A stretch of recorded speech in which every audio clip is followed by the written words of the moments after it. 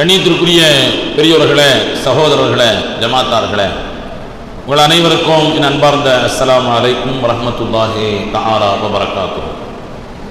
கண்ணியத்திற்குரியவர்களே, அல்லாஹ்விற்கு மிகவும் பிடித்தமான ஜும்மாவுடைய நாளில்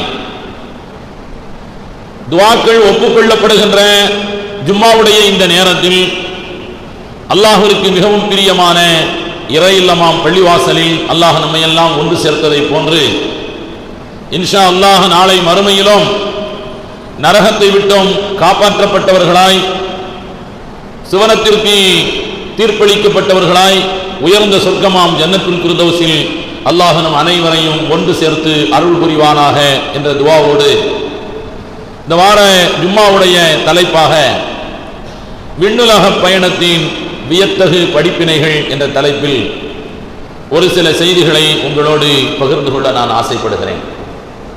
கண்ணியத்திற்குரியவர்களே, ரஜபு மாதத்தின் 27வது நாள். வரலாற்று ஆசிரியர்களின் கருத்திலே சிலது முன்பின்னாக இருக்கலாம். ஆனால் 90% வரலாற்று ஆய்வாளர்களின் கருத்தின்படி கடந்த 2 நாளைக்கு முன்னால் அந்த நாள் மிஅராஜுடைய பெருமானார் ஸல்லல்லாஹு அலைஹி வஸல்லம் அவர்களுடைய வாழ்வில் நடந்த ஒரு மகத்தான ஒரு பிரம்மாண்டமான நிகழ்ச்சியின் நடைபெற்ற நாள் அது. அந்த மிஅராஜ் நமக்கு பல்வேறு படிப்பினைகளை, பாடங்களை பெற்றுத் தருகிறது. அதை பற்றித்தான் ஒரு சில செய்திகளை உங்களோடு பகிர்ந்து கொள்ள நான் ஆசைப்படுகிறேன். கண்ணியத்திற்குரியவர்களே, மிஅராஜ் நடைபெற்ற அந்த சூழலை நாம் கவனித்து பார்க்க வேண்டும். அது எப்படிப்பட்ட நேரம் என்றால், பெருமானார் ஸல்லல்லாஹு அலைஹி வஸல்லம் அவர்களுக்கு இருவரும் தூண்களாக பக்கபலமாக இருந்தவர்கள், இருவரும் ஆளுமைகள். ஒருவர் அபூ தாலிப், பெருமானார் ஸல்லல்லாஹு அலைஹி வஸல்லம் அவர்களுடைய பெரிய தந்தை.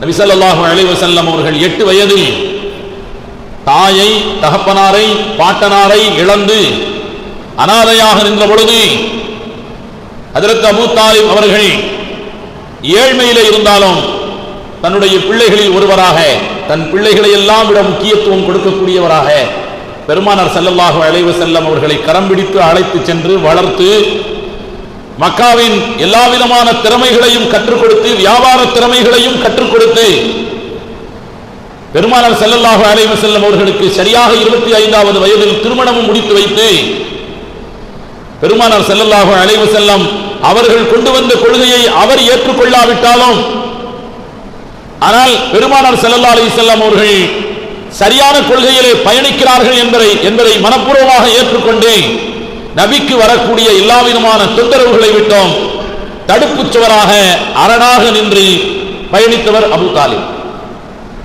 அபூ தாலிப் இருக்கின்ற காரணத்தினால்தான், அபூ தாலிப் அவர்களுடைய பலமான ஆதரவு பெருமானார் ஸல்லல்லாஹு அலைஹி வஸல்லம் அவர்களுக்கு இருக்கின்ற காரணத்தினால்தான் அவர்கள் ஒட்டுமொத்த பனு ஹாஷிம் குடும்பத்தார்களும் பெருமானார்களை ஏற்றவர்களும் உண்டு, ஏற்காதவர்களும் உண்டு. ஆனாலும் அபூ தாலிபினுடைய தலைமையை ஏற்று நபி ஸல்லல்லாஹு அலைஹி வஸல்லம் அவர்களுக்கு பக்கபலமாக இருந்தார்.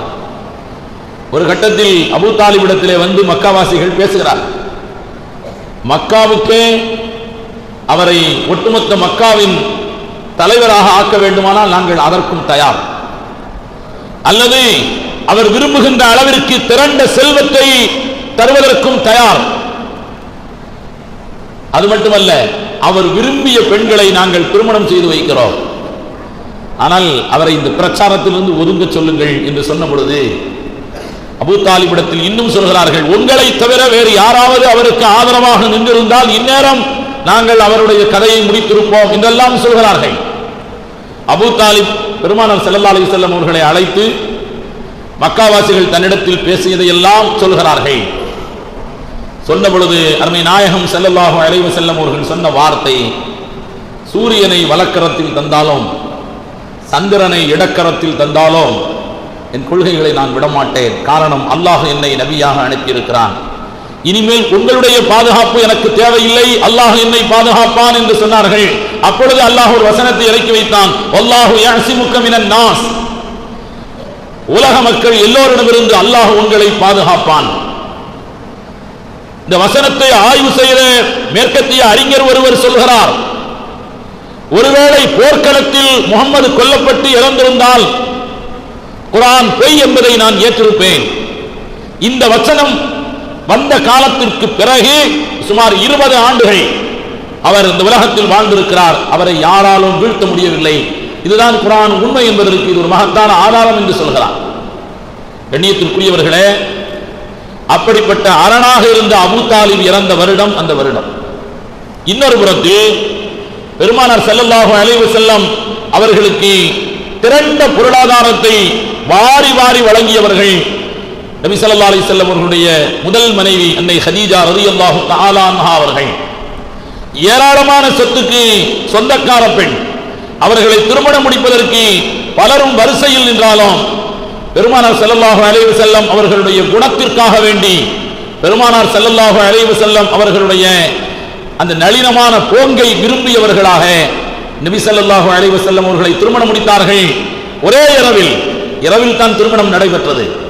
ஒரே இரவில் ஏழையாக இருந்த நபி ஸல்லல்லாஹு அலைஹி வஸல்லம் அவர்கள் மிக பெரும் பணக்காரர்களாக மாறினார்கள். குர்ஆன் சொல்கிறது, வவஜதக ஆயிலன் ஃபஅக்னா, ஏழையாக இருந்த உங்களை அவன் பணக்காரனாக ஆக்கவில்லையா என்கிற இந்த வசனத்திற்கு குர்ஆனுடைய விரிவுரையாளர்கள் அத்தனை பேரும் விளக்கம் தருகிறார்கள். பி தஜ்வீஜி உம்மில் மூமினீன் ஹதீஜா ரலியல்லாஹு தஆலா அன்ஹா, மூமின்களின் தாயார் அன்னை ஹதீஜாவை திருமணம் முடித்ததின் காரணத்தினால் அல்லாஹ் திரண்ட செல்வத்திற்கு சொந்தக்காரராக நபியை ஆக்கினார். ஆனாலும் அந்த சொத்துக்களையும் அந்த திரண்ட செல்வங்களையும் தன் சுயலாபத்திற்காக வேண்டி ஒரு நாளும் பயன்படுத்தவில்லை. இறக்கின்ற பொழுதும் தான் அணிந்திருந்த அந்த உருக்கு சட்டை, போர்க்களத்தில் அணிகின்ற உருக்கு சட்டை அடமானத்தில் தான் இருந்தது. ஒரு யூதனிடத்தில் அடமானம் வைத்துவிட்டு தான் இறந்தார்கள் பெருமானார் ஸல்லல்லாஹு அலைஹி வஸல்லம். மார்க்கத்திற்காக வேண்டி, இந்த மார்க்கத்தின் செலவினங்களுக்காக வேண்டி திரண்ட செல்வங்களை பொருளாதார பேராசிரியர்கள் சொல்கிறார்கள், பொருளாதார வல்லுநர்கள் குறிப்பிடுகிறார்கள்.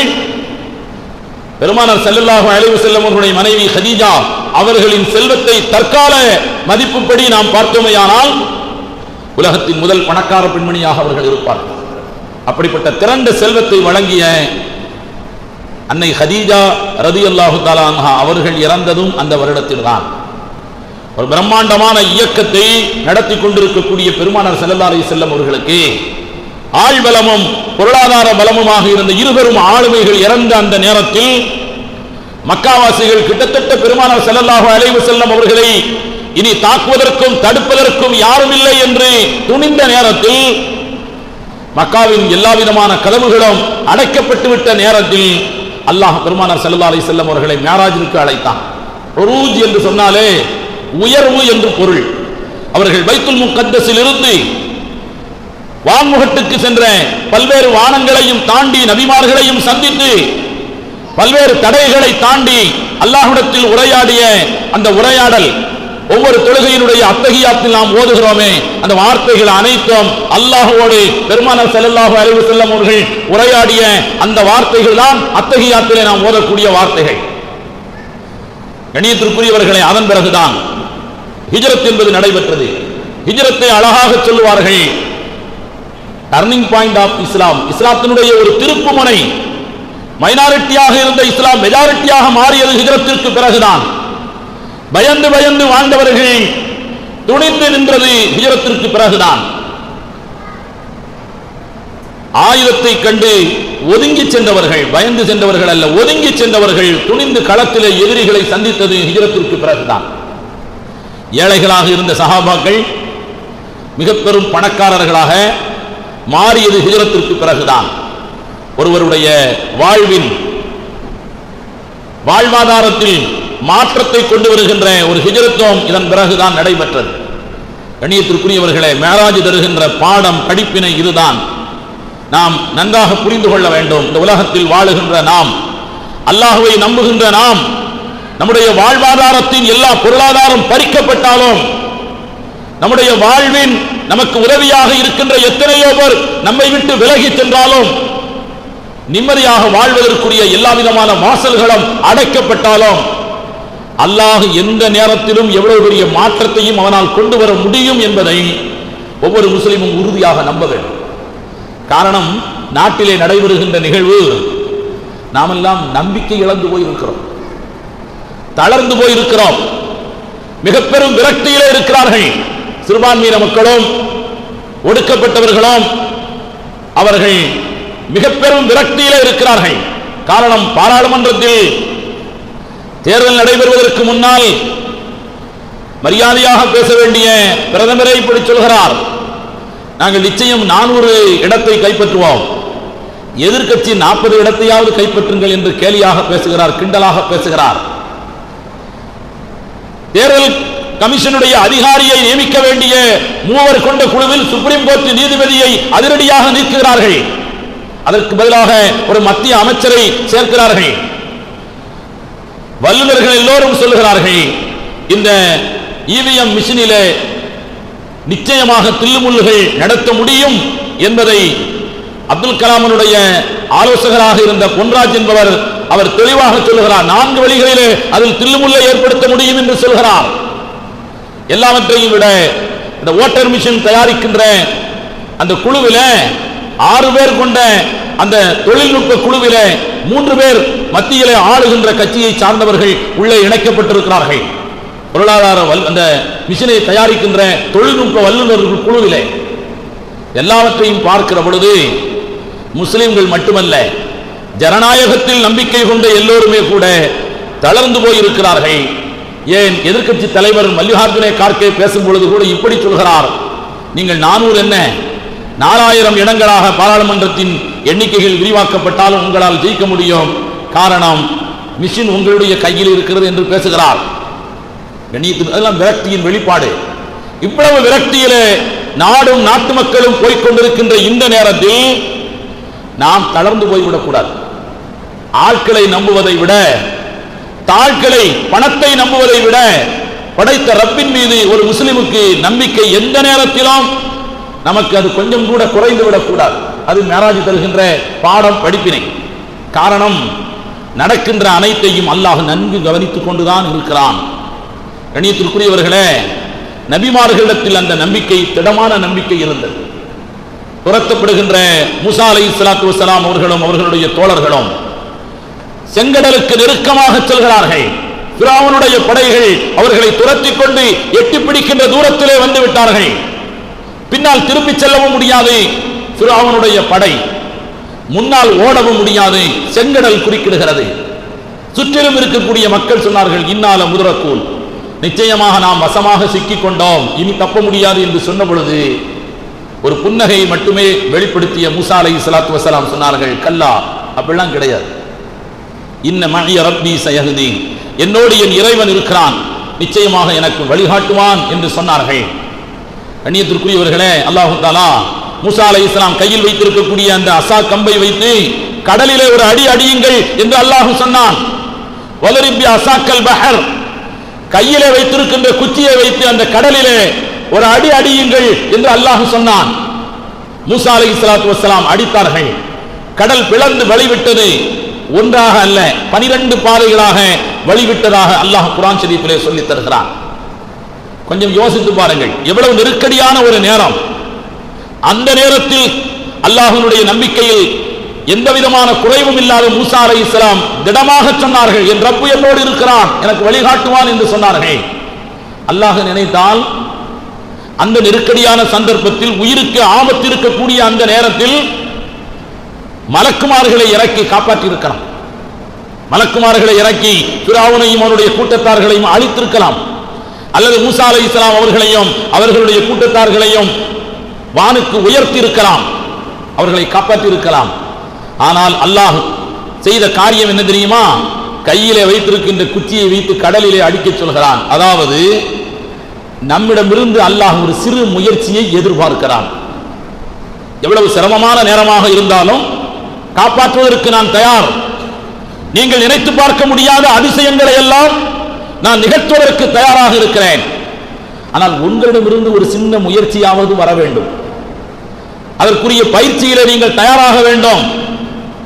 கண்ணியத்திற்குரியவர்களே, இது குர்ஆனும் ஹதீஸும் சொல்லி தருகின்ற யதார்த்தமான நடைமுறை. பெருமானார் ஸல்லல்லாஹு அலைஹி வஸல்லம் அவர்கள் அழகாக சொன்னார்கள், ஒட்டகத்தை உறுதியாக கட்டி வைத்துவிட்டு அல்லாஹ்விடத்தில் துஆ செய்யுங்கள் என்று சொன்னார்கள். வெறுமனே துஆ செய்ய சொல்லவில்லை. வெறுமனே ஒட்டகத்தை கட்டி வைத்து விட்டோம், இனி அது தப்ப முடியாது போகலாம் என்று சொல்லவில்லை. ஒன்னாலான சின்ன முயற்சியை செய்துவிடு. அல்லாஹ்விடத்திலும் துஆ செய்யுங்கள். அல்லாஹ்வின் மீது உள்ள அதாவது அந்த நம்பிக்கையை விட்டுவிட வேண்டாம். இதுதான் இஸ்லாம் கற்றுத்தருகின்ற தவக்குல் என்பதனுடைய சரியான பாடம், வரையறை இதுதான். நம்மாலான முயற்சியையும் செய்ய வேண்டும், அல்லாஹ்வின் மீது வைத்திருக்கக்கூடிய நம்பிக்கையையும் விட்டுவிடக் கூடாது. வேறு வார்த்தைகளில் சொல்வதாக இருந்தால் தன்னம்பிக்கையையும் இறை நம்பிக்கையையும் ஒரே நேரத்தில் மேற்கொண்டவர்களாக வாழ்ந்தால் நாம் நினைத்து பார்க்க முடியாத மகத்தான வெற்றிகளை எல்லாம் மாற்றங்களை எல்லாம் அல்லாஹ் நிகழ்த்தி காட்டுவான் என்பது மேராஜினுடைய அது நடைபெற்ற காலம் நமக்கு தருகின்ற ஒரு பாடம், ஒரு படிப்பினை. கண்ணியத்திற்குரியவர்களே, இரண்டாவது ஒரு பாடம், பெருமானார் ஸல்லல்லாஹு அலைஹி வஸல்லம் அவர்கள் மஸ்ஜிதுல் ஹரமிலிருந்து பைத்துல் முகத்தஸ் நோக்கி சென்று கொண்டிருக்கிறார்கள். புராக் அந்த வாகனத்தில். அல்லாஹ் குர்ஆன் ஷரீஃபிலே அதை குறிப்பிடுகிறான்.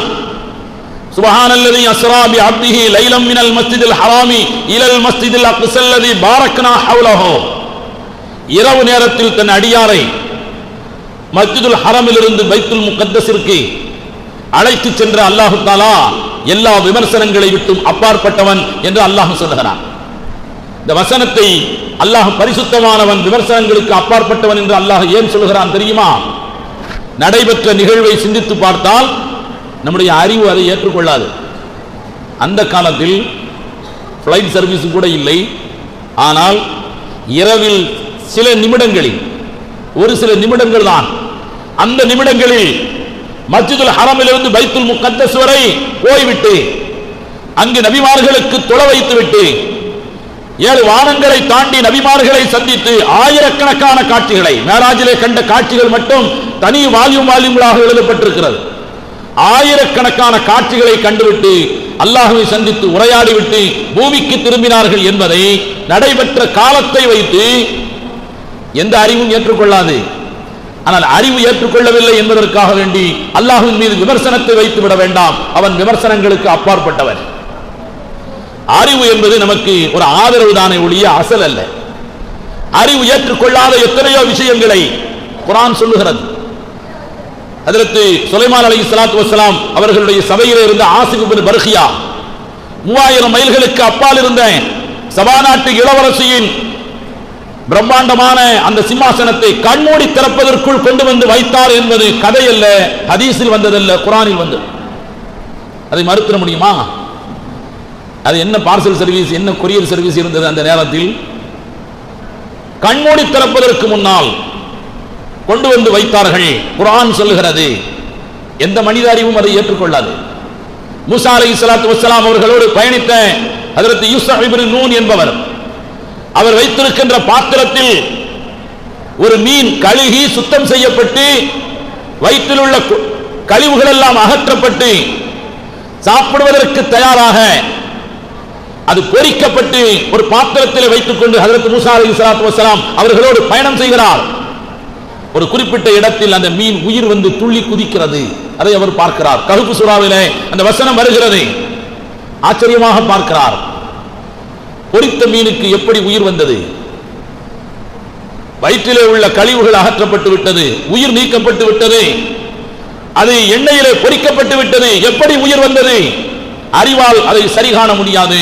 ஒரே வார்த்தை, இது அனைத்தும் அல்லாஹ்வுடைய ஆற்றல் என்பதை தவிர நம்மால் வேற எந்த விளக்கமும் சொல்ல முடியாது. கண்ணியத்திற்குரியவர்களே, இந்த நேரத்தில் பெருமானார் ஸல்லல்லாஹு அலைஹி வஸல்லம் அவர்களுடைய இந்த பயணத்தை ஏற்றுக்கொள்ளாத மக்காவாசிகள் நபியை விசாரிக்கிறார்கள். 15 நாட்களுக்கு முன்னால் நம்முடைய ஊரிலிருந்து ஒரு வியாபார குழுவினர்கள் பலஸ்தீன் பைத்துல் முகத்தஸை நோக்கி சென்று கொண்டிருக்கிறார்கள். இடையில் அவர்களை நீங்கள் பார்த்திருக்க வேண்டுமே, எந்த இடத்தில் சென்று கொண்டிருக்கிறார்கள்? இந்த கேள்வியே அபத்தமான கேள்வி. பெருமானார் ஸல்லல்லாஹு அலைஹி வஸல்லம் அவர்கள் பல்லாயிரக்கணக்கான அடி உயரத்தில் வான்வழி பயணமாக புராக் என்னும் வாகனத்தில், புராக் என்று சொன்னாலே மின்னல் என்றுதான் பெயர், பர்க் என்றால் மின்னல், மின்னல் என்ற வார்த்தையிலிருந்து வந்த வார்த்தை தான் அந்த புராக். மின்னலை போன்று வெட்டி மறைகின்ற அந்த வாகனத்தில் பயணம் செய்து கொண்டிருக்கின்றவர்களிடத்தில் பூமியிலே என்ன நடக்கிறது என்று கேட்பது அபத்தமான கேள்வி. ஆனாலும் பெருமானார் ஸல்லல்லாஹு அலைஹி வஸல்லம் அவர்களுக்கு அல்லாஹ் இப்படி கேட்பார்கள் என்பதை வைத்துத்தான் ஒரு சம்பவத்தை நிகழ்த்தி காட்டினான். புகாரி ஷரீஃபிலே வருகிறது, பெருமானார் ஸல்லல்லாஹு அலைஹி வஸல்லம் அவர்கள் சொன்னார்கள், அந்த கூட்டத்தை இந்த இடத்திலே சந்தித்தேன், பார்த்தேன். ஒருவருடைய ஒட்டகம் காணாமல் போய்விட்டது, அவர் அதை தேடிக்கொண்டிருக்கிறார். அந்த ஒட்டகத்தினுடைய கயிறு ஒரு காய்ந்த இலந்தை மரத்திலே மூக்கணாங்கயிறு மாட்டிக்கொண்டு அது தவிக்கிறது. அந்த காட்சியை பார்த்துவிட்டு போகின்ற வழியில் அவரிடத்தில் சத்தமிட்டேன். அவர் பெயர் சொல்லி, இந்த இடத்தில் ஒரு இலந்தை மரத்தில் உன்னுடைய ஒட்டகத்தின் கயிறு மாட்டிக்கொண்டது, அதை விடுவித்து விடு என்று நான் சொன்னேன். அவர் வந்தால் விசாரித்து பாருங்கள். அந்த வியாபார கூட்டம் வந்தது, விசாரித்தார்கள். அவர் சொன்னார், நான் அப்பொழுதே சொன்னேன், முகம்மதுனுடைய சப்தத்தை போன்று இருக்கிறது என்று நான் சொன்னேன். இந்த இடத்தில் நாம் கவனிக்க வேண்டியது என்ன தெரியுமா? வான்வெளியில் பல்லாயிரக்கணக்கான அடி உயரத்தில் ஹஜ்ரத் ஜிப்ரீல் அலைஹிஸ்ஸலாத்து வஸ்ஸலாம் அவர்களோடு ஒரு உயர்ந்த நோக்கமான நபிமார்களுக்கெல்லாம் கிடைக்காத ஒரு பிரம்மாண்டமான பாக்கியத்தை நோக்கி பயணப்பட்டுக் கொண்டிருக்கின்ற பெருமானார் ஸல்லல்லாஹு அலைஹி வஸல்லம் அவர்கள் அந்த நேரத்திலும் தன்னால் முடிந்த ஒரு உதவியை மற்றவர்களுக்கு செய்தார்கள். இதுதான் நாம் கவனிக்க வேண்டிய ஒரு விஷயம். நாம் யாராக வேண்டுமானாலும் இருக்கலாம், எப்படிப்பட்ட உயர்ந்த நிலையிலே வாழக்கூடியவர்களாகவும் இருக்கலாம், நமக்கு பல்வேறு உயர்ந்த வேலைகள் இருக்கலாம். ஒவ்வொரு நிமிடமும் நம்மால் முடிந்த அளவிற்கு நாம் மற்றவர்களுக்கு உதவி செய்ய வேண்டும். காரணம், அதன் மூலமாக ஏற்படக்கூடிய பரக்கத் இருக்கிறது, அது நம்முடைய வாழ்வின் சிரமங்களை எல்லாம் நீக்குவதற்கு அது காரணமாக அமையும். பெருமானார் ஸல்லல்லாஹு அலைஹி வஸல்லம் அவர்கள் சொன்னார்கள், இன்னல்லாஹ ஃபீ அவுனில் அப்தி மா கானல் அப்து ஃபீ அவுனி அஹீஹி. நிச்சயமாக அல்லாஹ் ஒவ்வொரு அடியானுக்கும் உதவி செய்து கொண்டே இருப்பான். எதுவரை தெரியுமா? அந்த அடியான் தன்னுடைய சகோதரனுக்கு உதவி செய்யும் காலமெல்லாம். நாம் மற்றவர்களுக்கு நம்மாலான உதவிகளை செய்யும் வரை அல்லாஹ் நமக்கு வாழ்க்கையிலே நினைத்து பார்க்க முடியாத உதவிகளை எல்லாம், அது உடல் ரீதியாக இருக்கலாம், பொருளாதார ரீதியாக இருக்கலாம், அல்லது பிரச்சனைகள் ரீதியாக இருக்கலாம், அல்லாஹ்வுடைய உதவி நமக்கு கிடைத்துக் கொண்டே இருக்கும். நாம் மற்றவர்களுக்கு உதவ வேண்டும். மற்றவர்கள் என்று சொன்னால் தூரமானவர்களுக்கு உதவுவதை விட உடன் பிறந்த சகோதர சகோதரிகளுக்கு அதில் முதலில் முக்கியத்துவம் தரப்பட வேண்டும் என்று சொன்ன மார்க்கம் இஸ்லாமிய மார்க்கம் மட்டும்தான். மற்றவர்களுக்கு உதவு என்று சொல்வதையோடு நிறுத்திக் கொள்ளாமல் அதில் முதல் பிரிவாக உன்னுடன் பிறந்த சகோதர சகோதரிகளுக்கு நீ தாராளமாக உதவி செய்யுங்கள். நாம் பெரிய விருந்து வைக்கிறோம், பிரம்மாண்டமான பொருள் செலவிலே திருமணங்களை நடத்துகிறோம், வாரி வழங்குகிறோம். உடன் பிறந்தவர் அதில் வராமல் இருக்கிறார் என்றால் மனதிலே ஒரு குறுகுறுப்பு வர வேண்டும், ஒரு தயக்கம் வர வேண்டும். ஆயிரக்கணக்கானவர்கள் மாற்று மதத்தை சார்ந்தவர்கள் எல்லாம் என் உணவை உண்ணுகிறார்கள், என் உடன் பிறந்தவன் ஏதோ ஒரு மன வருத்தத்திலே இருக்கிறான், அதை சரி செய்து அவரையும் அதில் பங்கேற்க வைக்க வேண்டும். மார்க்கம் அதை விரும்புகிறது. லட்சக்கணக்கான ரூபாய் நாம் வாரி வழங்குகிறோம், ஆனால் உடன் பிறந்தவர் சிரமப்படுகிறார். மற்றவர்களுக்கு தெரியும் இவர் அவரோடு உடன் பிறந்த சகோதரன் சகோதரி என்று தெரியும், அவர் சிரமப்படுகிறார் என்று சொன்னால் நாம் வழங்கிய தர்மத்தை பற்றி பெருமானார் ஸல்லல்லாஹு அலைஹி வஸல்லம் அவர்கள் சொன்னார்கள், உங்களுக்கு நெருக்கமான உறவினர்கள் தேவை உடையவர்களாக இருக்க நீங்கள் மற்றவர்களுக்கு செய்கின்ற தர்மம் ஏற்றுக்கொள்ளப்படாது. பெருமானார் ஸல்லல்லாஹு அலைஹி வஸல்லம் அவர்கள் சொன்னார். நம்மள்ட்ட ஒரு எதிர்பார்ப்பு இருக்கும், அவர் என்கிட்ட வந்து கேட்க வேண்டியதானே, நம்முடைய எதிர்பார்ப்பு அவர் வந்து கேட்கணும்ல, அவரும் நம்மோடு பிறந்தவர் தான். பண வசதி இருக்காதே தவிர நமக்கு இருக்கின்ற அதே பிரஸ்டீஜ் ஈகோ பிரச்சனை அவருக்கும் இருக்கும். நான் இதை விட சிரமப்பட்டாலும் நான் கஷ்டப்பட்டாலும் நான் போய் கேட்டு அவர் தர வேண்டிய அவசியமில்லை என்பதில் அவரும் பிடிவாதமாக இருப்பார். அதனால் மார்க்கம் என்ன சொல்கிறது தெரியுமா? ஏதாவது ஒரு வழியில், அது நேரடியாக என்பது மட்டுமல்ல, மறைமுகமாக கூட மற்றவர்கள் மூலமாவது அவருக்கு செய்ய வேண்டிய உதவிகளை போய் சேர்ந்து விட வேண்டும். நமக்கு காரியம்தான் பெரிது, வீரியம் அல்ல. வேறு யார் மூலமாவது நம்முடைய பணத்தை உதவிகளை அவருக்கு செய்து அவர் செய்வதாக கூட அவர் நினைத்துக் கொள்ளட்டும். காரணம், மன்னரைக்கு யாரும் வரப்போவதில்லை. அல்லாஹ் நடக்கின்ற நிகழ்வை பார்த்து கொண்டிருக்கிறான். அல்லாஹ்விற்கு தெரிந்தால் போதும், மற்றவர்களுக்கு தெரிய வேண்டிய அவசியம் இல்லை, அது நமக்கு தேவையும் இல்லை. அல்லாஹ் அதை பார்த்து கொண்டிருக்கிறான். பெருமானார் ஸல்லல்லாஹு அலைஹி வஸல்லம் அவர்களுடைய வாழ்வில் நடந்த ஒரு நிகழ்ச்சி, பெருமானார் ஸல்லல்லாஹு அலைஹி வஸல்லம் அவர்கள் ஹுதைபியா ஒப்பந்தம் நடைபெற்றது அல்லவா, அடுத்த ஆண்டு 3 நாட்கள் மட்டுமே நீங்கள் மக்காவில் இருக்க வேண்டும், 3 நாட்கள் முடிந்தவுடனே மக்காவை விட்டு போய்விட வேண்டும். பெருமானார் ஸல்லல்லாஹு அலைஹி வஸல்லம் மறுவருடம் உம்ரத்துல் கலா, அந்த கலாவான உம்ராவை நிறைவேற்றுவதற்காக 1,00,000க்கும் மேற்பட்ட சஹாபாக்களோடு பெருமானார் ஸல்லல்லாஹு அலைஹி வஸல்லம் அவர்கள் மக்காவிலே தங்கியிருக்கிறார்கள். 3 நாட்கள் முடிந்தது. மக்காவாசிகள் கொடுத்த தவணை சுபுஹ் தொழுகையோடு முடிந்தது. லுஹாவுடைய நேரம் ஆகிவிட்டது. நபி ஸல்லல்லாஹு அலைஹி வஸல்லம் அவர்கள் மக்காவை விட்டு இன்னும் கிளம்பவில்லை. மக்காவிலே 11 பேர் பெரிய தலைவர்கள் ஒன்று சேர்ந்து நபி ஸல்லல்லாஹு அலைஹி வஸல்லம் அவர்கள் தங்கியிருக்கின்ற வீட்டிற்கு வந்து நபியிடத்திலே பேசுகிறார்கள். நீங்கள் எங்களுக்கு தந்த தவணை 3 நாட்கள் முடிந்துவிட்டது. இன்றைய காலை நேரத்தோடு நீங்கள் ஏன் இன்னும் கிளம்பாமல் தாமதப்படுத்திக் கொண்டிருக்கிறீர்கள்? பெருமானார் வாக்குறுதிக்கு மாற்றம் செய்ய மாட்டீர்கள் என்ற உங்கள் மீது எங்களுக்கு நம்பிக்கை இருக்கிறது என்று சொல்கிறார்கள். பெருமானார் ஸல்லல்லாஹு அலைஹி வஸல்லம் அவர்கள் சொன்ன பதில் வரலாற்றிலே நாம் சிந்திக்க வேண்டிய பதில். அந்த நேரத்தில் சொன்னார்கள், உங்களுக்கு தந்த வாக்குறுதி காலை நேரத்தோடு முடிந்துவிட்டது என்பது எனக்கு தெரியும். நான் வாக்குறுதிக்கு ஒப்பந்தத்திற்கு மாற்றம் செய்ய மாட்டேன் என்பதை இன்னும் நீங்கள் நம்புவதற்கு மனப்பூர்வமாக நன்றி தெரிவித்துக் கொள்கிறேன். ஒரே ஒரு விஷயத்திற்காக வேண்டி உட்கார்ந்து இருக்கிறேன். உங்கள் எல்லோரும் சேர்ந்து அமர்ந்து சாப்பிட்டு கிட்டத்தட்ட 7-8 வருடங்கள் ஆகிவிட்டது. இந்த மலரும் நினைவுகளை, அந்த பழைய நினைவுகளை நினைத்து பார்ப்பதற்காக வேண்டி உங்களுக்கெல்லாம் ஒரு விருந்து தயார் செய்து வைத்திருக்கிறேன். உங்களோடு அமர்ந்து சாப்பிட்டு விட்டு நிச்சயம் போய்விடுவேன். பெருமானார் ஸல்லல்லாஹு அலைஹி வஸல்லம் அவர்கள் சொன்ன பதில். யாருக்கு விருந்து வைக்கிறார்கள்? 3 நாட்களுக்கு மேல் மக்காவில் தங்கியிருக்க கூடாது என்று நிபந்தனை வைத்தவர்கள்.